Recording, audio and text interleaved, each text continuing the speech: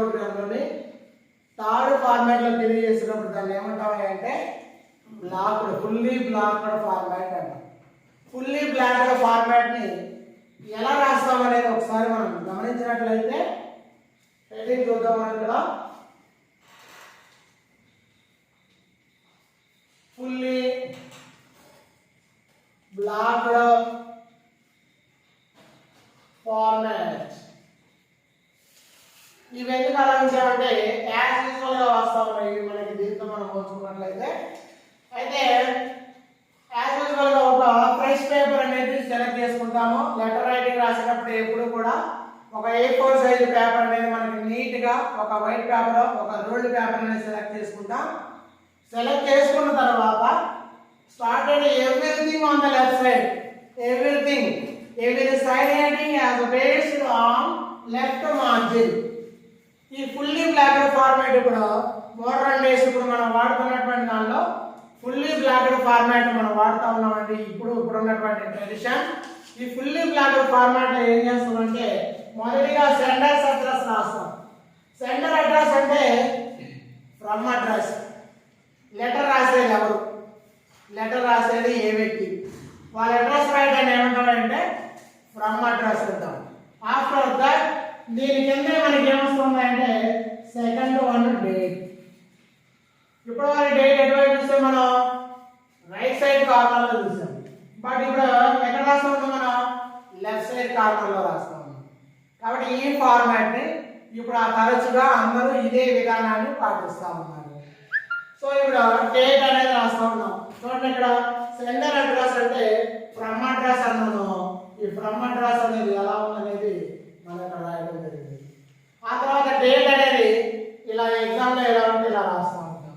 అంటే based on the day on the day, ఏ రోజు అయితే రాస్తున్నామో ఆ రోజు డేట్ అనేది రాస్తా ఉంటాం. కొంతమంది డేట్ ఎలా రాస్తా ఉంటారంటే డేట్ ఫార్మాట్ చూస్తే 10/03/2024 ఇలా రాయకూడదు, తప్పు. అలానే 11 చూడండి 11/03/2024 ఇలా కూడా రాయకూడదు, రాంగ్. రెండు రాంగ్. ఈ టైప్ ఆఫ్ వేలో రాయకూడదు. కేవలం ఈ ఫార్మాట్ లో రాస్తాను. లేదా రాయాలంటే మంత్ ముందు రావచ్చు, తర్వాత డేట్ రావచ్చు, తర్వాత ఇయర్ రాయొచ్చు. సేమ్ ఫార్మాట్ ఇలా రాస్తా ఉంటాం. అయిపోయిన తర్వాత రిసీవర్ అడ్రస్ అన్నాం. రిసీవర్ అడ్రస్ అంటే ఏంటంటే టు అడ్రస్. ఎవరికైతే రాస్తా ఉన్నామో దాన్ని ఏమన్నామంటే రిసీవర్ అడ్రస్ అన్నాం. ఈ రిసీవర్ అడ్రస్ TO2 అడ్రస్ ఇస్తాం. Some x place, some x name, some name of the street and name of the village. After completed అయిపోయిన తర్వాత ఫోర్త్ వన్ ఏంటంటే గ్రీటింగ్స్. గ్రీటింగ్స్ అంటే సాల్యుటేషన్ అన్నా ఒకటి. మనం వాళ్ళని ఎలాగా ట్రీట్ చేస్తా ఉన్నాం? Dear sir, dear madam, dear sir or madam. We don't know who are they. ఎవరున్నారో తెలియకపోతే మనం ఎలా వాడతామంటే డియర్ సార్ ఆర్ మేడం ఇలా వాడుతూ ఉంటామండి. ఈ ఫార్మాట్ అయిపోయిన తర్వాత ఫిఫ్త్ వన్ ఏంటంటే సబ్జెక్ట్. పర్పస్ ఏంటి? దేనికోసం లెటర్ రాస్తా ఉన్నాం అది కూడా మనకి లెఫ్ట్ సైడ్ వస్తూ ఉంది. సబ్జెక్ట్ అనేది రాస్తా ఉన్నాను. Only single line based on. కాబట్టి ఒక లైన్ లో మనం జవాబు తెలిపే విధంగా దేనికోసం రాస్తున్నాం అనేది పర్పస్ అనేది రాస్తా ఉన్నాం. తర్వాత బాడీ ఆఫ్ ది లెటర్. ఈ బాడీ ఆఫ్ ది లెటర్ కూడా లెఫ్ట్ సైడ్ స్టార్ట్. ఇక్కడ పాసేజ్ మనం స్టార్ట్ చేస్తూ ఉన్నాం. ఈ పాసేజ్ ఎలా రాస్తామంటే ఇక్కడ వరకు పంక్చువేషన్ మార్క్స్ అనేవి ఉపయోగించాలి. సెండర్ అడ్రస్ లో పంక్చువేషన్ మార్క్స్ లేవు, రిసీవర్ అడ్రస్ లో పంక్చువేషన్ మార్క్స్ లేవు. అలానే గ్రీటింగ్స్ దగ్గర మాత్రం మనం ఏం చేస్తామంటే కామన్ పెడతాం. ఇక్కడ మాత్రం పంక్చువేషన్ మార్క్స్ మాత్రం ఫాలో అవుతాం. అదర్వైజ్ ఎక్కడ కూడా పంక్చువేషన్ మార్క్స్ అనేవి ఈ లెటర్లో వాడము. అందువలన ఏమైందంటే body of the letter 3 parts including 3 parts. What are they?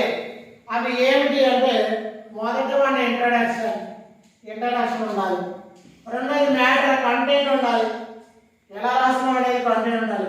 మూడోది ఏంటంటే కంక్లూజన్ అనేది ఏంటంటే ముగింపు అనేది కావాలి. ఈ ముగింపు అనేది ఇలా రాస్తా ఉన్నాం. దీన్ని బేస్ చేసుకొని బాడీ ఆఫ్ ద లెటర్ ఒక పాసేజ్ రాసి తర్వాత we have created a single line. ఆ సింగిల్ లైన్ ఎలా రాస్తామంటే థ్యాంక్ యూ యూ సార్. ఇప్పుడు నెక్స్ట్ వన్ ఏంటంటే సెవెంత్ వన్ కూడా we should start at left side margin. ఏంటంటే సబ్స్క్రిప్షన్ అనేది కూడా ఏం చేస్తూ ఉంటాం అంటే దీన్ని కూడా లెఫ్ట్ సైడ్ మాత్రమే రాస్తూ ఉంటాం. ఈ సబ్స్క్రిప్షన్ బాకీ ఏంటంటే ఇక్కడ మెన్షన్ చేస్తే మనం ఏంటంటే ఎవర్ సిన్సియర్లీ, ఎవర్ ఫెయిత్ఫుల్లీ, ఏమండి ఎవర్ ట్రూలీ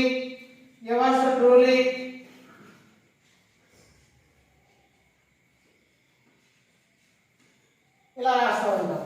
ఇవి రాసేటప్పుడు ఏం చేస్తామంటే వై లెటర్ అనేది ఎలా చేస్తామంటే క్యాపిటల్ లెటర్ సూచిస్తూ ఉంటాం. ఇది మనకి ఫుల్లీ బ్లాక్డ్ ఫార్మాట్.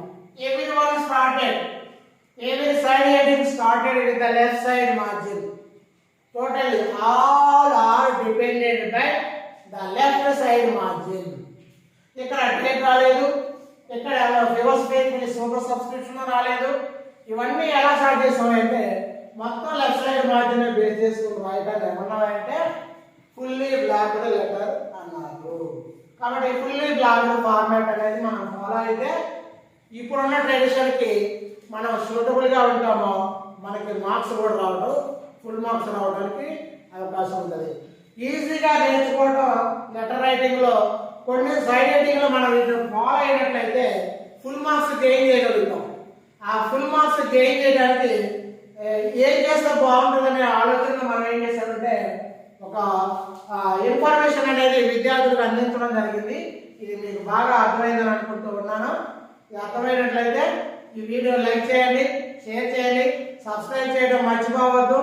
కంపల్సరీగా బెల్ ఐకాన్ నొక్కండి, మీ ఫ్రెండ్స్ తెలియజేయండి.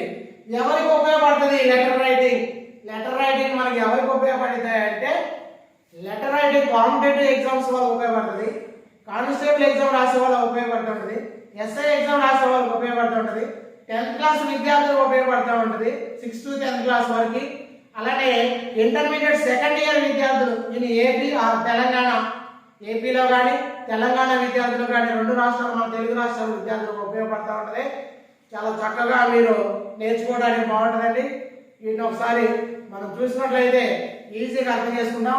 అదేవిధంగా టెట్ టు డిఎస్సిలో కూడా మార్క్స్ రావడం జరిగింది. నేను రీసెంట్గా ఈఎంఆర్ఎస్ ఎగ్జామ్ రాశాను, ఏకలవ్య మోడల్ రెసిడెన్షియల్ స్కూల్లో రాశాను. ఈ యొక్క లెటర్ రైటింగ్ నుంచి 1 మార్క్ రావడం జరిగింది. కాంపిటేటివ్ ఎగ్జామ్ రీసెంట్గా రాసినటువంటి ఈఎంఆర్ఎస్ ఎగ్జామ్లో ఏకలవ్య మోడల్ రెసిడెన్షియల్ స్కూల్.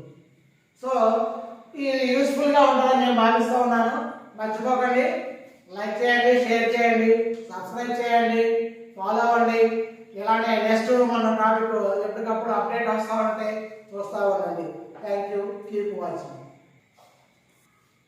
ఇట్లు మీ KNR sir, K Nageswara Rao sir. Thank you.